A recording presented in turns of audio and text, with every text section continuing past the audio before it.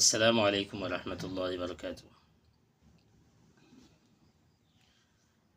প্রথমে আপনারা ভিডিওটা পুরা দেখেন,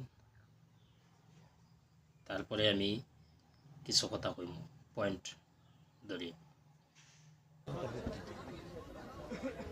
শেখ আব্দুল্লাহ বলেছেন, এবাদতের জগতে নবী যা বলেননি, যা করেননি তার সব বিদআত। তাহলে হযরত উসমান রাদিয়াল্লাহু তাআলা জুমার দিনে জুমার আজান চালু করে কি বেদাত করেছেন? জি, এটাও বেদাত। তো তিনি যে করেছেন ওটা তার ইজতেহাদ, ওই পর্যন্ত তার নেকি। যখন বুঝেছেন বা আর সাহাবীরা ফতোয়া দিয়েছেন তখন তিনি ফিরে গেছেন হতে পারে, যার কারণে সারা পৃথিবীতে সব জায়গায় চালু ছিল না। প্রথম কথা, জুমার নামাজ, জুমার সালাত ফরজ। আল্লাহ বলছেন ইযা নুদিয়া লিস-সালাতি মিন ইয়াউমিল জুমআহ, এটা কোন নামাজ? জুমার নামাজ। জুমার নামাজ ফরজ, এই আয়াত দিয়ে ফরজ করা হয়েছে। দুই নম্বর বিষয়টি যেটা জানলাম সেটা হচ্ছে যে জুমার আজান আছে, নুদিয়া লিস-সালাহ, মানে যখন নামাজের জন্য ডাক দেওয়া হবে মানে আজান দেওয়া হবে। এই আজান কোন আজান? হ্যাঁ জি, খুতবার সময় যে আজান দেওয়া হয় এই আজানকে উদ্দেশ্য করা হয়েছে। কারণ খুতবার আগে যে আজান আজকাল এখানে 10:30টার সময় যে আজান হয়ে যাচ্ছে, প্রথম আজান যেটা, সেই আজান নবী করিম সাল্লাল্লাহু আলাইহি ওয়াসাল্লামের জামানায় ছিল না, আবু বকর সিদ্দিক রাদিয়াল্লাহু আনহুর জামানায় ছিল না, ওমর রাদিয়াল্লাহু তাআলা আনহুর জামানায় ছিল না, হ্যাঁ, উসমান রাদিয়াল্লাহু তাআলা যখন খলিফা হলেন আর মদিনা শহর বেড়ে গেল আর লোকজন দেরি করে দেয়, খুতবা আজান শুনতে পায় না, আজান শুনবে তখন আসলে তখনকার যুগে ঘড়িও ছিল না যে টাইম টেবিল দেখে আসবে, অনেকে নামাজে আসতে বিলম্ব হয়ে যায়, তখন অগ্রিম একটা আজান দেওয়ার ব্যবস্থা করলেন জাওরা নামক এক স্থানে, মসজিদ থেকে একটু দূরে উঁচু জায়গায়, যাতে লোকেরা দূর দূর থেকে শুনতে পায় আর আগে থেকে প্রস্তুতি নিয়ে গোসল করে মসজিদে চলে আসতে পারে আর খুতবায় পৌঁছে যায়। তৃতীয় আজান তাই হচ্ছে আসল, আর প্রথম আজান উসমান রাদিয়াল্লাহু তাআলা আনহু চালু করেছেন। এখন এই প্রথম আজান সম্পর্কে এক শ্রেণীর লোকেরা বাড়াবাড়ি করে, এই বাড়াবাড়ি ভুল, বিদআত ফতোয়া দেয়, এটা তাদের সীমা লঙ্ঘন, বাড়াবাড়ি, এই ফতোয়া ঠিক নাই। আর এই ফতোয়া যদিও নবী সাল্লাল্লাহু আলাইহি ওয়াসাল্লামের জামানায় ছিল না, আবু বকরের জামানায় ছিল না, ওমরের জামানায় ছিল না, উসমান রাদিয়াল্লাহু তাআলা চালু করেছেন, কিন্তু নবী করিম সাল্লাল্লাহু আলাইহি ওয়াসাল্লামের এক হাদিস রয়েছে, আলাইকুম বিসুন্নতি ওয়া সুন্নাতিল খুলাফায়ে রাশিদিন আল মাহদিয়িন মিন বাদি, আমার সুন্নতকে, আদর্শকে মজবুত করে ধরবে আর আমার হেদায়েত প্রাপ্ত খলিফাদের আদর্শকে, সুন্নতকে মজবুত করে ধারণ করবে। সুতরাং উসমান রাদিয়াল্লাহু তৃতীয় খলিফায়ে রাশিদ, তার সুন্নতকে মজবুত করে ধারণ করা এটা আমাদের জন্য অবশ্যই পালনীয়। দুই নম্বর কথা, যদি শরীয়ত বিরোধী কাজ হইতো তাহলে সাহাবীরা প্রতিবাদ করতেন, সাহাবীরা প্রতিবাদ করেননি, তার মানে সাহাবায়ে কেরামদের ঐক্যমত, ইজমা হয়ে গেছে। শরীয়তের তৃতীয় উৎস হচ্ছে কোরআন এবং হাদিসের পরে ইজমা, মানে সর্বসম্মতিক্রমে যদি ইত্তেফাক হয়ে থাকে।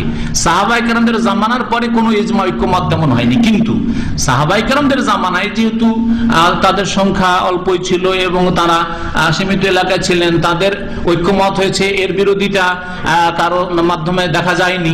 সুতরাং এই বিষয়টি যেন ইজমা রয়েছে, যদিও এই প্রথম আজানের দলিল কোরআনে নেই, হাদিসে নেই, কিন্তু ইজমাতে আছে আর খলিফায়ে রাশেদের সুন্নতে আছে।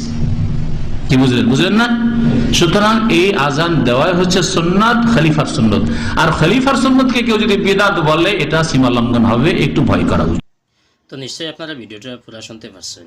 আসল বিষয় কিতা, বিষয়ে আমি একটা কথা বারবার কই যে সাহাবাতা কি ইসলাম বেশি বুঝলে গুমরাহি, ভাই গুমরা খেয়ে হয়, ওই তো কোরআন হাদিস পড়িয়া মানুষ হেদায়েত পায় আর কোরআন হাদিস থেকে মানুষ গুমরা হয়, কোরআন হাদিস পড়িয়া মানুষ হেদায়েত পায় আর কোরআন হাদিস পড়িয়া মানুষ গুমরা হয়। গুমরা তো কোনো অমুসলিমের ক্ষেত্রে গুমরা শব্দটা ফিট হয় না, ব্যবহার হয় না। কোনো ইসলাম ধর্মের বাইরা অমুসলিমের ক্ষেত্রে গুমরা শব্দ ফিট হয় না। গুমরাও যারা নিজের মুসলমান পরিচয় দেয়, যারা নিজের মুসলমান দাবি করে, যারার মাথার টকি থাকে, যারার মুখো দাড়ি থাকে, যারার মাথাত রুমাল থাকে, যারার পাঞ্জাবি লাগাইল থাকে, ও এরা থাকি গুমরা হয়। গুমরা অমুসলিম কেউ গুমরা হয় না।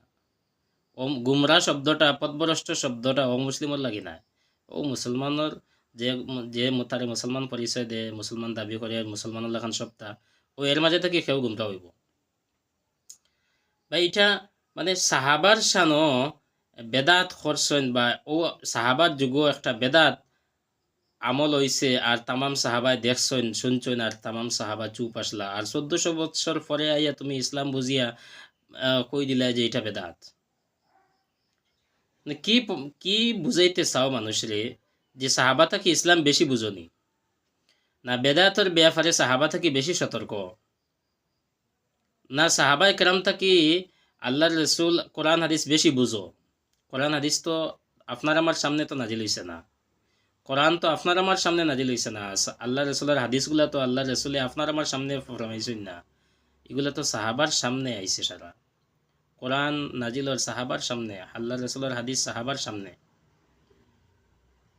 সাহাবাই কেরাম উম্মতর লাগি নমুনা, বাকি কেয়ামত পর্যন্ত আনেওয়ালা মানুষে সাহাবাই কেরামরে ফলো করতো, সাহাবাই কেরাম নমুনা, সাহাবাই কেরাম সত্যর মাপকাঠি। কোরআন ও আল্লাহ পাকে বারবার ফরমাইছেন, হাদিস শরীফ আল্লাহ রসুলে বারবার ফরমাইছেন যে সাহাবাই কেরাম হক, সাহাবাই কেরাম সত্যর মাপকাঠি, সাহাবাই কেরাম মিয়ারে হক, সাহাবাই কেরামের উপরে আল্লাহ তাআলা সন্তুষ্ট, সাহাবাই কেরাম জন্নতি আল্লাহ পাকে কোরআনও বারবার ঘোষণা করছেন। তো একজন মানুষে কেমনে ই সাহস করতে পারে যে সাহাবাই কেরাম ও আমলটা বেদাত করছেন?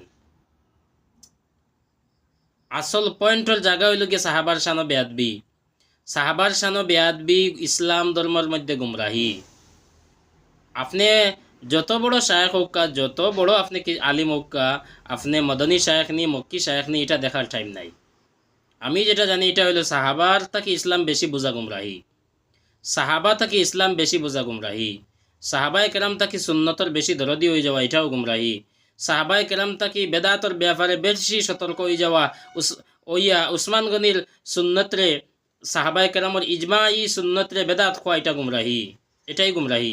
গুমরা মুসলমান থাকি হয়, অমুসলিম কেউ গুমরা হয় না, পথভ্রষ্ট অমুসলিম কেউ হয় না, পথভ্রষ্ট মুসলমান থাকি হয়। কোরআন হাদিস থেকে মানুষ হেদায়েত পাইব আর কোরআন হাদিস থেকে মানুষ গুমরা হইব। ইসলাম সাহাবাই কেরামরের সামনে রাখিয়া বোঝা লাগবো, সাহাবাই কেরামরের সামনে রাখিয়া ইসলাম বোঝা লাগবো। ইসলাম সাহাবাই কেরাম ছাড়া বুঝলে গুমরাহি পথভ্রষ্টতা, সাহাবাই কেরাম ছাড়িয়া কোরআন হাদিস বুঝলে গুমরাহি পথভ্রষ্টতা, যেটা এখন সমাজও দেখা যায়। এখন এগুলা খেয়ে বুঝতো, তারার নামও তো সালাফি লাগাইল, আহলে হাদিস লাগাইল, সহি হাদিসের লেভেল লাগাইল, কে বুঝতো এগুলা? ভাই সাহাবাই কেরাম তাকে বেশি ইসলাম বুঝা অবশ্যই গুমরাহি, সাহাবাই কেরাম তাকে বেদাতর ব্যাপারে সতর্ক। আপনি 1400 বৎসর পরে কেমনে হয়ে গেলা? সাহাবাই কেরাম তাকে বেদাতর ব্যাপারে সতর্ক, আপনি সচেতন কেমনে হয়ে যাবা? সাহাবার ইজমাই এক সিদ্ধান্ত, তামাম সাহাবা একমত এক সিদ্ধান্তর উপরে, আর অত বৎসর থাকি শত শত বৎসর থাকি আমল চলিয়ার 1400 1450 বৎসর পরে আইয়া যদি কেউ কয় এটা বেদাত, তে তোমারে প্রমাণ করা লাগতো না আমরা যে ওইটা সুন্নত?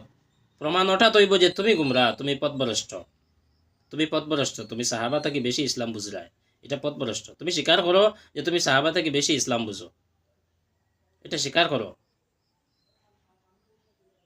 আজকে মানুষের এইভাবে পথভ্রষ্ট করা ওর, মানুষের গুমরাহ করা ওর, সাহাবার শানো।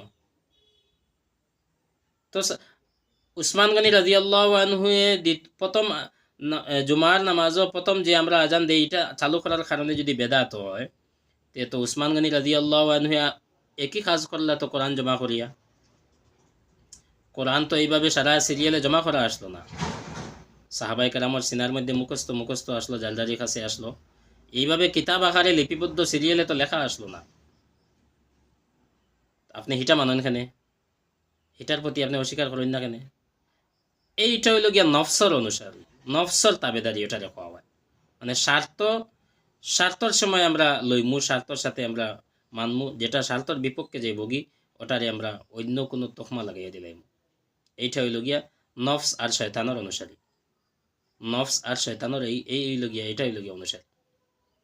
উসমান গনি রাদিয়াল্লাহু আনহু মুসহাফে উসমানী, যেটা আমরা যেটা কোরআন শরীফ এখন যেটা পড়ি, তামাম দুনিয়ার মধ্যে যে কোরআন শরীফ এখন আছে এটা মুসহাফে উসমানী, উসমান গনি রাদিয়াল্লাহু আনহু তামাম কোরআন শরীফরে এই মুসহাফের মধ্যে জমাবদ্ধ ঐক্যবদ্ধ করছেন তামাম মুসলমানরে, নতুবা আরও অন্যান্য যে নুসখা আসলো এগুলা সব জমা করিয়া আর এই একই নুসখার মধ্যে তামাম মুসলমানরা জমা করা হয়েছে। এটা উসমান গনি রাদিয়াল্লাহু আনহু করছেন। তার আগে আবু বকর সিদ্দিক, উমর ফারুক রাদিয়াল্লাহু আনহুমা দুইজনে মিলিয়া কোরআন শরীফরে জমা করছেন। তো আল্লাহর রসুলে এই পারমিশন দিয়া গেছেন যে আল্লাহ রসুলের পরে আরও কিছু জিনিসের জরুরত পড়ব, গতিকে আল্লাহ রসুলে এই অনুমতি দিয়া গেছেন। এটা আল্লাহ রসুলের সুন্নত প্রকাশ পাইছে সাহাবার মাধ্যমে। এর লাগে আল্লাহ রসুলে ফরমাইছেন আলাইকুম বিসুন্নতি ওয়া সুন্নাতিল খুলাফায়ে রাশিদিন আল মাহদিয়িন। এই পারমিশন তারা দিয়া গেছেন যে তারা আরও কিছু করবা, এখন তুমি তাই মানা লাগবো। আল্লাহ রসুলে পারমিশন দিয়া গেছেন। আর কোরআনও আইছে আল্লাহ রসুলে ওয়ামা ইয়ান্তিকু আনিল হাওয়া ইন হুয়া ইল্লা ওয়াহয়ুন ইউহা। আল্লাহ রসুলে নিজ থেকে কিচ্ছু করেন না, নিজ থেকে কিচ্ছু করেন না, যা কিচ্ছু করেন, যা কিচ্ছু করেন আল্লাহর পক্ষ থেকে ওয়াহির মাধ্যমে করেন। আল্লাহ রসুলে ফরমাইছেন যে তুমি তেন আমার আর আমার সাহাবার সুন্নতের অনুসরণ করিও। আল্লাহ রসুলে তো শুধু কইছেন না আমার সুন্নতকে পালন করলেও যথেষ্ট জান্নাতি, এটা তো কইছেন না, কইছেন আমার এবং আমার সাহাবার সুন্নতকে অনুসরণ করিও। তো মূল পয়েন্টের জায়গা হইল গিয়ে এরা সাহাবায়ে কেরামর শানো বেয়াদব, সাহাবায়ে কেরামর শানো এরা বেয়াদব, এটা হইল গিয়ে মূল পয়েন্টের জায়গা। আর আমি যেটা কই আর এটা আমি ইনশাল্লাহ প্রমাণ করবো যে সাহাবার শানো বেয়াদবি, সাহাবা থেকে বেশি ইসলাম বুঝা, সাহাবা থেকে বেশি কোরআন হাদিস বুঝা, সাহাবা থেকে বেশি সুন্নতের দরদি হয়ে যাওয়া, সাহাবা থেকে বেশি বেদাতের ব্যাপারে সতর্ক হয়ে যাওয়া, এইগুলা সবটা গুমরাহি, সবটা পথভ্রষ্টতা। নিশ্চয় বোঝার চেষ্টা করবো। আসসালামু আলাইকুম।